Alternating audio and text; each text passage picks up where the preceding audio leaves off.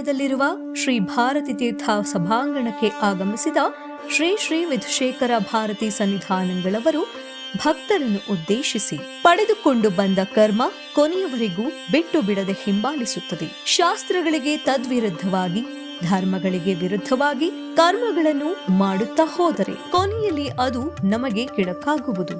ನಂತರ ನಾವು ಬೇರೆಯವರನ್ನು ದೂಷಿಸಿದರೆ ಎಂದಿಗೂ ಅದು ನ್ಯಾಯಸಮ್ಮತವಲ್ಲವೆಂದು ಗುರುಗಳು ಅಲ್ಲಿನ ಭಕ್ತಾದಿಗಳನ್ನು ಉದ್ದೇಶಿಸಿ ಆಶೀರ್ವಚನ ನೀಡಿದರು.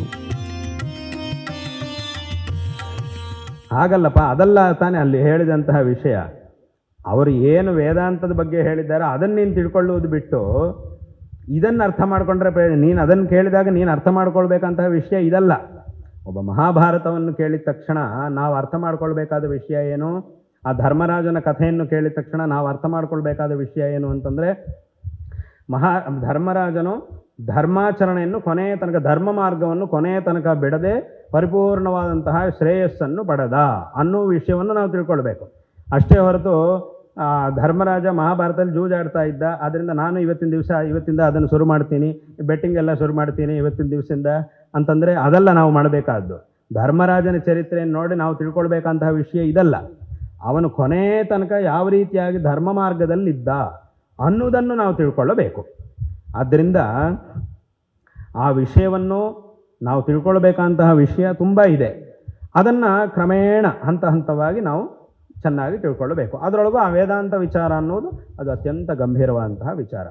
ಅಂತಹ ಗಂಭೀರವಾದ ವೇದಾಂತ ವಿಚಾರವನ್ನೂ ಸಹ ಶಂಕರ ಭಗವತ್ಪಾದಾಚಾರ್ಯರು ಉಪದೇಶ ಮಾಡಿದ್ದಾರೆ. ಅದೇ ರೀತಿಯಾಗಿ ಒಬ್ಬ ಸಾಮಾನ್ಯ ಮನುಷ್ಯನಿಗೆ ಬೇಕಾದಂತಹ ನೀತಿಗಳನ್ನು ಸಹ ಶಂಕರಾಚಾರ್ಯರು ತಮ್ಮ ಗ್ರಂಥಗಳಲ್ಲಿ ಉಪದೇಶ ಮಾಡಿದ್ದಾರೆ. ಆದ್ದರಿಂದ ಇದು ಶಂಕರ ಭಗವತ್ಪಾದಾಚಾರ್ಯರ ಒಂದು ಮಹತ್ವ. ಆದ್ದರಿಂದ ನಾವು ಶಂಕರಾಚಾರ್ಯರನ್ನು ಜಗದ್ಗುರುಗಳು ಎಂಬುದಾಗಿ ಹೇಳ್ತೀವಿ. ಜಗತ್ತಿನಲ್ಲಿರತಕ್ಕಂತಹ ಎಲ್ಲರಿಗೂ ಬೇಕಾದ ಉಪದೇಶಗಳನ್ನು, ಅದೇ ರೀತಿಯಾಗಿ ಒಂದು ಸಾಮಾನ್ಯವಾದ ವಿಷಯದಿಂದ ಹಿಡಿದು ಸರ್ವೋತ್ಕೃಷ್ಟವಾದಂತಹ ಆ ತತ್ವದ ತನಕ ಎಲ್ಲ ರೀತಿಯಂತಹ ವಿಚಾರಗಳನ್ನು ಉಪದೇಶ ಮಾಡಿ ಮನುಷ್ಯನಿಗೆ ವಿಶೇಷವಾದಂತಹ ಮಾರ್ಗದರ್ಶನವನ್ನು ಮಾಡಿದವರಾದ್ದರಿಂದ ಶಂಕರಾಚಾರ್ಯರ ಬಗ್ಗೆ ನಾವು ಶಂಕರಾಚಾರ್ಯರನ್ನು ಒಂದು ಅಸಾಧಾರಣವಾದಂತಹ ಮತ್ತು ಅನ್ವರ್ಥವಾದಂತಹ ಆ ಜಗದ್ಗುರು ಅನ್ನುವಂತಹ ಶಬ್ದದಿಂದ ಅವರನ್ನು ಸ್ತುತಿಸ್ತೇವೆ. ಆದ್ದರಿಂದ ಅವರು ಮಾಡಿದಂತಹ ಒಂದು ಕಾರ್ಯ ಅಂತಂದರೆ ಅದು ಗ್ರಂಥಗಳ ರಚನೆ. ಅದೇ ರೀತಿಯಾಗಿ ಎರಡನೇ ಕಾರ್ಯ ಅಂತಂದರೆ ದಿಗ್ವಿಜಯ ಯಾತ್ರೆ. ಅವರು ಭಾರತ ದೇಶದಲ್ಲಿ ಅನೇಕ ಬಾರಿ ಸಂಚಾರ ಮಾಡಿ ಎಲ್ಲ ಕಡೆಗೂ ಹೋಗಿ ಎಲ್ಲರಿಗೂ ಒಳ್ಳೆಯ ಮಾರ್ಗವನ್ನು ಉಪದೇಶ ಮಾಡಿ ಎಲ್ಲರನ್ನೂ ಸನ್ಮಾರ್ಗಕ್ಕೆ ಕರ್ಕೊಂಡು ಬಂದಿದ್ದರು. ಅದು ಎರಡನೇ ಕಾರ್ಯ. ಮೂರನೇ ಕಾರ್ಯ ಅವರು ಮಾಡಿರ್ತಕ್ಕಂಥದ್ದು ಚತುರಾಮ್ನಾಯ ಪೀಠಗಳ ಸ್ಥಾಪನೆ. 4 ಆಮ್ನಾಯ ಪೀಠಗಳನ್ನು ನಮ್ಮ ಭಾರತದ 4 ದಿಕ್ಕುಗಳಲ್ಲೂ ಸಹ ಅವರು ಸ್ಥಾಪನೆ ಮಾಡಿದರು. ಅವರು 4 ದಿಕ್ಕುಗಳಲ್ಲಿ 4 ಆಮ್ನಾಯ ಪೀಠಗಳನ್ನು ಸ್ಥಾಪನೆ ಮಾಡಿದ್ದಾರೆ. ಅದು ಎಷ್ಟು ದೂರ ಅವರು ಪ್ರಯಾಣ ಮಾಡಿ ಆ ಕಾಲದಲ್ಲಿ ಎಷ್ಟು ದೂರ ಅವರು ಸಂಚಾರ ಮಾಡಿ ಈ ಪೀಠಗಳನ್ನು ಸ್ಥಾಪನೆ ಮಾಡಿದ್ದಾರೆ ಅಂತಂದರೆ, ಈಗ ನೀವು ಸರಿಯಾಗಿ ನೋಡಿದರೆ ಒಂದು ಪೀಠದಿಂದ ಅವರು ಸ್ಥಾಪನೆ ಮಾಡಿರ್ತಕ್ಕಂತಹ ಒಂದು ಪೀಠದಿಂದ ಇನ್ನೊಂದು ಪೀಠಕ್ಕೆ ನೀವು ಹೋಗಬೇಕು ಅಂತಂದರೆ ಸುಮಾರಾಗಿ 1800 ಕಿಲೋಮೀಟರ್ಗಳಿಂದ 2000 ಕಿಲೋಮೀಟರ್ಗಳಷ್ಟು ದೂರ ಪ್ರಯಾಣ ಮಾಡಬೇಕು.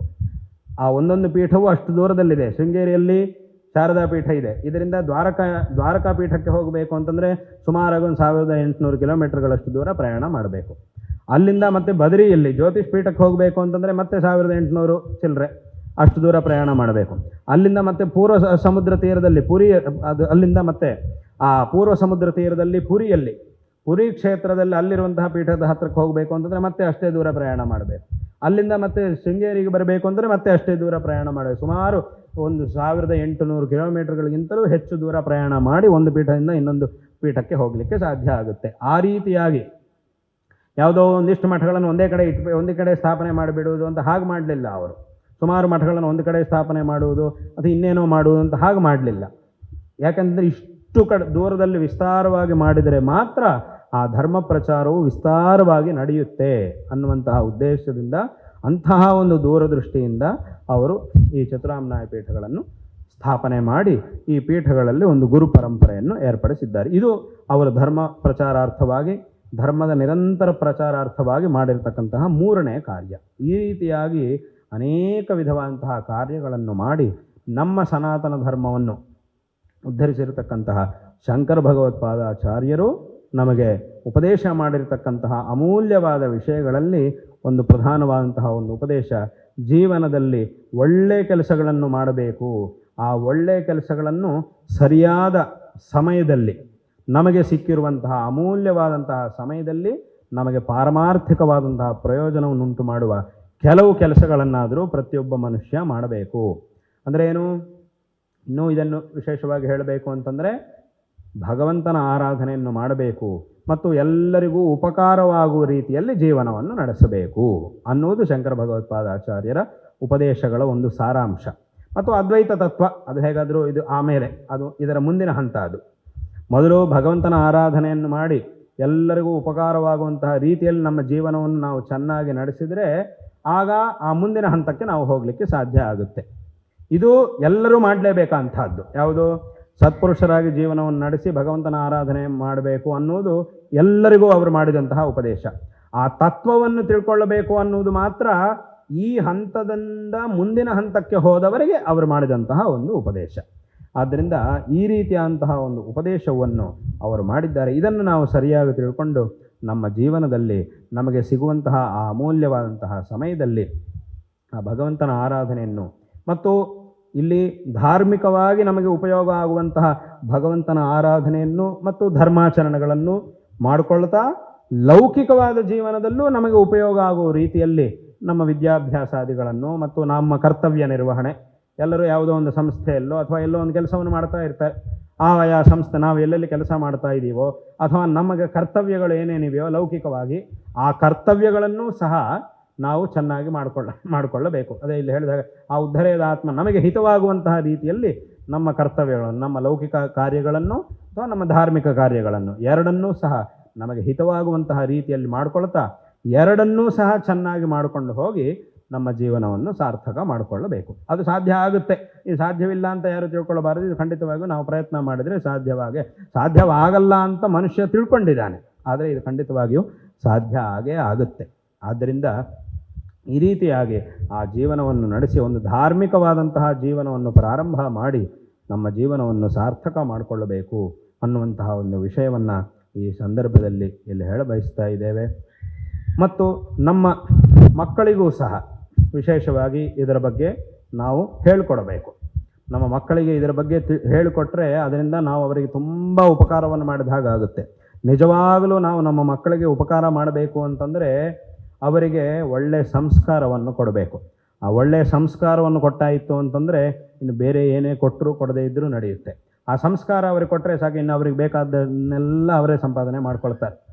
ಅವ್ರಿಗೆ ಏನೇನು ಬೇಕಾಗಿದೆಯೋ ಅದಷ್ಟು ಅವರೇ ಸಂಪಾದನೆ ಮಾಡ್ಕೊಳ್ತಾರೆ. ಅದನ್ನು ಕೊಡದೆ, ಸಂಸ್ಕಾರವನ್ನು ಕೊಡದೆ ಬೇರೆ ಏನೇ ಕೊಟ್ಟರೂ ಸಹ ಅದೆಲ್ಲವೂ ಕೆಲವೇ ದಿವಸಗಳಲ್ಲಿ ಕ್ಷೀಣವಾಗಿ ಬಿಡುತ್ತೆ. ಆದ್ದರಿಂದ ಈ ಸಂಸ್ಕಾರವನ್ನು ನಮ್ಮ ಮಕ್ಕಳಿಗೆ ಕೊಡಬೇಕು. ಅವರಿಗೆ ಸ್ವಲ್ಪ ಅದರ ಬಗ್ಗೆ ಹೇಳಿಕೊಡಬೇಕು. ಕೆಲವೊಂದ್ಸಲಿ ಸರಿಯಾಗಿ ಹೇಳಿದರೆ ಕೇಳಿದರೆ ಸ್ವಲ್ಪ ಜೋರು ಮಾಡಬೇಕಾಗುತ್ತೆ, ಜೋರು ಮಾಡಿಯೂ ಹೇಳಬೇಕು. ನಮ್ಮ ದೊಡ್ಡವರೆಲ್ಲ ನಮಗೆ ಹಾಗೆ ಹೇಳಿಕೊಟ್ಟಿದ್ದಾರೆ. ಹಾಗಾಗಿ ನಾವು ಸಹ ಅವರಿಗೆ ಹೇಳಬೇಕಾದ್ರೆ ಸ್ವಲ್ಪ ಜೋರು ಮಾಡಬೇಕಾಗಿ ಬಂತು ಅಂದರೆ ಅದನ್ನು ಮಾಡಬೇಕು. ಅದನ್ನು ಶಾಸ್ತ್ರವೇ ಹೇಳ್ತಾ ಇದೆ. ಏನು ಹೇಳಿದೆ ಶಾಸ್ತ್ರ? ಲಾಲಯೇತ್ ಪಂಚವರ್ಷಾಣಿ ದಶವರ್ಷಾಣಿ ತಾಡಯೇತ್ ಅಂತ ಹೇಳಿದ್ದಾರೆ ಶಾಸ್ತ್ರದಲ್ಲಿ. ಪ್ರಾಪ್ತೇತು ಷೋಡಶೇ ವರ್ಷೇ ಪುತ್ರಂ ಮಿತ್ರವದ ಆಚರೇತ್ ಅಂತ ಹೇಳಿದ್ದಾರೆ. ಏನಿದರ ಅರ್ಥ? ಲಾಲಯೇತ್ ಪಂಚವರ್ಷಾಣಿ, ಮೊದಲಿಗೆ ಮಕ್ಕಳನ್ನು 5 ವರ್ಷಗಳು ಬರುವ ತನಕ ಅವರನ್ನು ತುಂಬ ಲಾಲನೆ ಮಾಡಬೇಕು, ಚೆನ್ನಾಗಿ ನೋಡ್ಕೊಳ್ಬೇಕು. ಅಂದರೆ ಅವರನ್ನು ಯಾವತ್ತೂ ಸಹ ಜೋರಾಗಿ ಅವರನ್ನು ಸುಮ್ಮನೆ ಹೊಡೆಯುವುದು ಹಾಗೆಲ್ಲ ಮಾಡಬಾರ್ದು. ಯಾಕಂತಂದರೆ ಈಗ ಅವರಿಗೆ ಹೊಡೆದರೂ ಸಹ ಅವರಿಗೆ ಅರ್ಥ ಆಗುವಂತಹ ತಿಳುವಳಿಕೆ ಇರುವುದು, ಅರ್ಥ ಮಾಡಿಕೊಳ್ಳುವ ತಿಳುವಳಿಕೆ ಅವರಿಗೆ ಇರುವುದಿಲ್ಲ. ಆದ್ದರಿಂದ ಆ 5 ವರ್ಷಗಳು ಬರುವ ತನಕ ಅವರಿಗೆ ಏನಾದರೂ ಮಾಡಿ ಅವರಿಗೆ ಚೆನ್ನಾಗಿ ನೋಡ್ಕೊಳ್ಬೇಕು, ಲಾಲನೆ ಮಾಡ್ತಾ ಇರಬೇಕು. ಆ 5 ವರ್ಷಗಳಾದ ಮೇಲೆ ಏನಾಗುತ್ತೆ ಅಂತಂದರೆ ಅವರಿಗೆ ಸ್ವಲ್ಪ ವಿಷಯವನ್ನು ಅರ್ಥ ಮಾಡಿಕೊಳ್ಳುವಂತಹ ಶಕ್ತಿ ಬರುತ್ತೆ. ಅಲ್ಲಿಂದ ಹಿಡಿದು 15ನೇ ವರ್ಷ ತನಕ ದಶವರ್ಷಾಣಿ, 5ನೇ ವರ್ಷ ಬಂದ ಮೇಲೆ 10 ವರ್ಷಗಳ ಕಾಲ, ಅಲ್ಲಿಂದ ಹಿಡಿದು 10 ವರ್ಷಗಳ ಕಾಲ. 15ನೇ ವರ್ಷದ ತನಕ ಏನು ಮಾಡಬೇಕು ಅಂತಂದರೆ ಯಾವಾಗ ಸಂದರ್ಭ ಏನಾದರೂ ಅವಶ್ಯಕತೆ ಇದೆ ಅಂತಂದರೆ, ಹಾಗಂತ ಹೇಳಿ ತಾಡೆಯೇತ್ ಅಂತಂದರೆ ಸುಮ್ಮನೆ ಅವನು ಕಂಡ್ಕೊಂಡಲ್ಲೇ ಅವನು ಹೊಡೆಯೋದು, ಏನು ಅವನೇನು ತಪ್ಪೇ ಮಾಡಲಿಲ್ಲ ಆದರೂ ಸುಮ್ಮನೆ ಯಾರ ಮೇಲೋ ಇರುವಂಥ ಕೋಪವನ್ನು ಇವ್ರ ಮೇಲೆ ತೋರಿಸೋದು, ಸುಮ್ಮನೆ ಮಕ್ಕಳಿಗೆ ಹೊಡೆಯೋದ್ರಿಂದ ಹಾಗೂ ಮಾಡಬಾರ್ದು. ಹಾಗೆ ಮಾಡಿಬಿಟ್ರೆ ಇನ್ನೂ ಹಾಳಾಗಿ ಹೋಗುತ್ತೆ. ಆವಾಗ ಅವ್ರು ನಿಮ್ಮ ಹತ್ರ ಬರಲಿಕ್ಕೆ ಇಷ್ಟಪಡುವುದಿಲ್ಲ. ನೀವು ನೋಡಿದ್ರೇ ನಿಮ್ಮ ಹತ್ರ ಬರಲಿಕ್ಕೆ ಅವ್ರಿಗೆ ಇಷ್ಟ ಆಗುವುದಿಲ್ಲ. ಆ ರೀತಿಯಾಗಿ ಆಗಿಬಿಡುತ್ತೆ. ಹಂಗಾಗಬಾರದು. ನಾವು ಹೇಳುವಂತಹ ಮಾತನ್ನು ಅವರು ಕೇಳುವುದಕ್ಕೋಸ್ಕರ, ಮಕ್ಕಳ ಮೇಲೆ ನಮ್ಮ ದೊಡ್ಡವರಿಗೆ ಕೋಪ ಬರುತ್ತೆ ಒಂದೊಂದು ಸಲ. ಯಾಕೆ ಕೋಪ ಬರುತ್ತೆ ಅಂತಂದರೆ ಅವ್ರಿಗೆ ಒಳ್ಳೆಯದಾಗಬೇಕು, ಅವರು ಹಾಳಾಗಬಾರದು ಅನ್ನೋದು ಆ ಕೋಪದ ಉದ್ದೇಶ. ನಮಗೆ ಕೋಪ ಎರಡು ಥರ ಬರ್ತಾ ಇರುತ್ತೆ ಮನುಷ್ಯನಿಗೆ. ಶತ್ರುಗಳ ಮೇಲೆ ಕೋಪ ಬರುತ್ತೆ, ತನಗೆ ಆಗದೇ ಇರುವವನು ನೋಡಿದಾಗ ಕೋಪ ಬರುತ್ತೆ. ಯಾಕೆ ಅಂತಂದರೆ ಅವನ ನಾಶ ಆಗಬೇಕು ಅನ್ನೋದಕ್ಕೋಸ್ಕರ ಅವನ ಮೇಲೆ ಕೋಪ ಬರುತ್ತೆ. ಆ ಕೋಪದ ಒಂದು ಉದ್ದೇಶ ಏನು ಅಂತಂದರೆ ನಮಗಾಗದೇ ಇರುವವನು ಅವನು ಚೆನ್ನಾಗಿರಬಾರ್ದು, ಅವನಿಗೆ ನಾಶ ಆಗಬೇಕು ಅನ್ನೋದು ಶತ್ರುವಿನ ಮೇಲೆ ಬರುವಂತಹ ಕೋಪಕ್ಕೆ ಕಾರಣ. ಕೋಪದ ಒಂದು ಪ್ರಯೋಜನ, ಉದ್ದೇಶ. ಮಕ್ಕಳ ಮೇಲೆ ಕೋಪ ಬರುತ್ತೆ, ಮಕ್ಕಳ ಮೇಲೆ ಅಥವಾ ಶಿಷ್ಯನ ಮೇಲೆ ಗುರುವಿಗೆ ಕೋಪ ಬರುತ್ತೆ. ಅದರ ಉದ್ದೇಶ ಏನು ಅಂತಂದರೆ ಮಕ್ಕಳು ಹಾಳಾಗಿಬಿಡಬೇಕು, ಅವ್ರು ನಾಶ ಆಗಬೇಕು ಅಥವಾ ಅವರು ಶಿಷ್ಯ ಹಾಳಾಗಬೇಕು ಅನ್ನೋದು ಅದರ ಉದ್ದೇಶ ಅಲ್ಲ. ಮತ್ತು ತದ್ವಿರುದ್ಧವಾಗಿ ಅವನು ಹಾಳಾಗಬಾರದು ಅನ್ನೋದೇ ಇದರ ಉದ್ದೇಶ.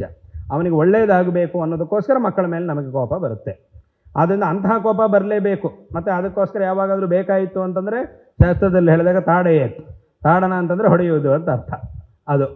ಹಾಗಾಗಿ ತಾಡೆಯೇತ್ ಅಂತರೂ ಅದಕ್ಕೂ ಶಾಸ್ತ್ರ ಅವಕಾಶ ಕೊಟ್ಟಿದೆ. ಆದರೆ ಅದು ಎಲ್ಲಿ ತನಕ 10 ವರ್ಷಗಳ ಕಾಲ ಅಷ್ಟು ಮಾತ್ರವೇ, ಮತ್ತು ಎಲ್ಲಿ ಅವಶ್ಯಕತೆ ಇದೆಯೋ ಅಲ್ಲಿ ಮಾತ್ರ. ಅಂದರೆ ಏನು, ನೀವು ಹೇಳಿದ್ದನ್ನು ಅವರು ಅರ್ಥ ಮಾಡಿಕೊಂಡು ಅದರಂತೆ ಅವರು ನಡ್ಕೊಳ್ಳುವುದಕ್ಕೋಸ್ಕರ ಎಷ್ಟು ಬೇಕಾಗಿದೆಯೋ ಅಷ್ಟು ಅದನ್ನು ಅವರವರೇ ಯೋಚನೆ ಮಾಡಬೇಕು ಆ ಕೆಲಸ. ಇದನ್ನು ಬಾಯಲ್ಲಿ ಮಾತುಗಳಲ್ಲಿ ಹೇಳಲಿಕ್ಕಾಗೋದಿಲ್ಲ. ಆದ್ದರಿಂದ ಅದು ಅವರವರೇ ಸರಿಯಾಗಿ ಅರ್ಥ ಮಾಡಿಕೊಂಡು ಆಯಾ ಮಗುವಿನ ಒಂದು ಸ್ವಭಾವವನ್ನು ಅರ್ಥ ಮಾಡಿಕೊಂಡು ಯಾವ ರೀತಿಯಾಗಿ ಮಾಡಿದರೆ ಆ ಮಗು ಕೇಳುತ್ತೆ ಅನ್ನೋದನ್ನು ಅವರು ಅರ್ಥ ಮಾಡಿಕೊಂಡು ಅದರಂತೆ ಮಕ್ಕಳನ್ನು ಬೆಳೆಸಬೇಕು ಅಂತ. ಆದ್ದರಿಂದ ಆಮೇಲೆ ಪ್ರಾಪ್ತೇತು 16 ವರ್ಷೆ, ಈ 10 ವರ್ಷಗಳಾದಮೇಲೆ 15ನೇ ವಯಸ್ಸಾಯಿತು, ಆಮೇಲೆ 16ನೇ ವರ್ಷವು ಬಂದ ಮೇಲೆ ಮತ್ತೆ ಇನ್ನು ಆವಾಗೆಲ್ಲ ಮತ್ತೆ ಇನ್ನು ಹೊಡೆಯಕ್ಕೆ ಹೋಗಬಾರ್ದು. ಯಾಕಂತಂದರೆ ಅಷ್ಟರೊಳಗೆ ಅವರಿಗೆ ಹೇಳಬೇಕಾದ್ದನ್ನೆಲ್ಲ ಹೇಳಾಗಿದೆ. ಮತ್ತು ಇನ್ನು ಅಷ್ಟರೊಳಗೇನೆ ತಯಾರು ಮಾಡಿದರೆ ಮತ್ತೆ ಇನ್ನು ಆಮೇಲೆ ಹೊಡೆಯೋ ಅವಶ್ಯಕತೆಯೇ ಬರಲ್ಲ. ಅದು ಶಾಸ್ತ್ರದ ಉದ್ದೇಶ.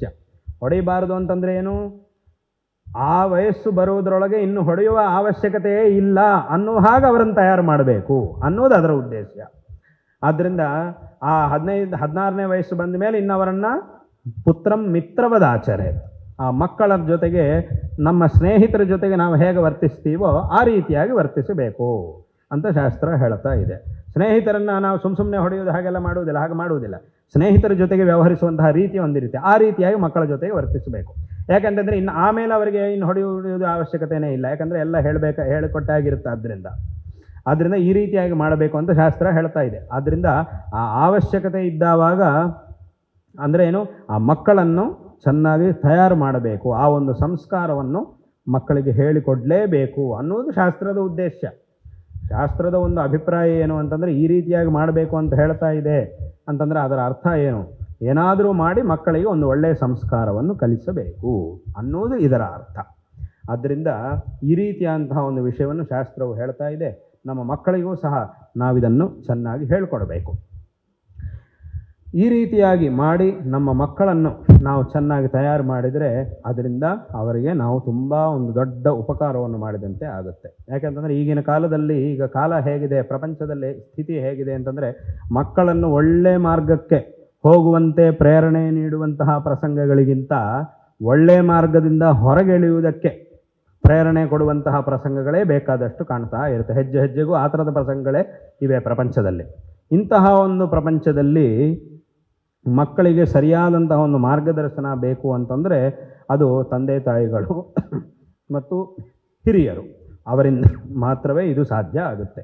ಆದ್ದರಿಂದ ಆ ಮಕ್ಕಳಿಗೂ ಸಹ ನಾವು ವಿಶೇಷವಾಗಿ ನಮ್ಮ ಮಾರ್ಗದರ್ಶನವನ್ನು ಮಾಡಿ ಅವರನ್ನೂ ಸಹ ಈ ಒಂದು ಸಂಸ್ಕಾರವನ್ನು ಕೊಡಬೇಕು, ಅದರಲ್ಲೂ ಸಹ ನಾವು ಪ್ರಯತ್ನಶೀಲರಾಗಬೇಕು ಅನ್ನುವಂತಹ ಒಂದು ವಿಷಯವನ್ನು ಈ ಸಂದರ್ಭದಲ್ಲಿ ಹೇಳಬಯಸ್ತಾ ಇದ್ದೇವೆ.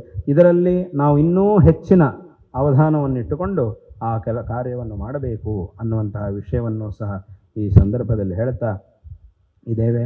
ಈ ಕಾರವಾರ ಪಟ್ಟಣಕ್ಕೆ ಅನೇಕ ಬಾರಿ ನಮ್ಮ ಪರಮಗುರುಗಳು, ನಮ್ಮ ಗುರುಗಳು, ನಾವು ಆಗಮಿಸಿದ್ದೇವೆ. ಹಿಂದೆ ನಾನು ಒಂದ್ಸಲ ಆಗಮಿಸಿದ್ದೆ, ಮತ್ತು ಇವತ್ತು ಈಗ ಪುನಃ ಈ ಒಂದು ಯಾತ್ರೆಯಲ್ಲಿ ಇಲ್ಲಿಗೆ ಬಂದಿದ್ದೇವೆ.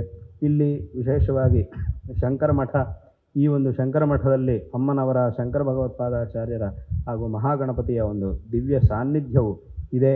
ಮತ್ತು ಆ ಅಮ್ಮನವರ ಎದುರಿಗೆ ಅನೇಕ ವಿಧವಾದಂತಹ ಇಷ್ಟೂ ವರ್ಷಗಳಲ್ಲಿ ಅನೇಕ ವಿಧವಾದಂತಹ ಧಾರ್ಮಿಕವಾದಂತಹ ಆಚರಣೆಗಳು ಎಲ್ಲವೂ ಸಹ ನಡೀತಾ ಇರುವುದು ಅತ್ಯಂತ ಸಂತೋಷಕರವಾದಂತಹ ಒಂದು ವಿಷಯ. ಈಗಾಗಲೇ ಅವರು ವರದಿಯನ್ನು ಒಪ್ಪಿಸುವಾಗ ಅವರು ವಾಸುದೇವ ಶೆಟ್ಟರು ಅದನ್ನೆಲ್ಲ ಹೇಳಿದರು. ಏನೇನು ನಡೀತಾ ಇದೆ ಮತ್ತು ನಾವು ಸಹ ಪ್ರತ್ಯಕ್ಷವಾಗಿ ಇಲ್ಲಿ ನೋಡ್ತಾ ಇದ್ದೇವೆ. ಈ ರೀತಿಯಾಗಿ ಒಂದು ಉತ್ತಮವಾದಂತಹ ವಾತಾವರಣವು ಸದಾಕಾಲ ಆಗಿನ ಕಾಲದಿಂದಲೂ ಸಹ ಈ ಒಂದು ಶಂಕರ ಮಠದಲ್ಲಿ ಇಂತಹ ಒಂದು ಉತ್ತಮವಾದಂತಹ ವಾತಾವರಣವನ್ನು ಕಾಪಾಡಿಕೊಂಡು ಹೋಗ್ತಾ ಇರುವುದು ಅತ್ಯಂತ ಸಂತೋಷಕರವಾದಂತಹ ಒಂದು ವಿಷಯವಾಗಿದೆ. ಈ ಒಂದು ಧಾರ್ಮಿಕ ವಾತಾವರಣವು ಇಲ್ಲಿ ಇದೇ ರೀತಿಯಾಗಿ ನಿರಂತರ ಇರಬೇಕು.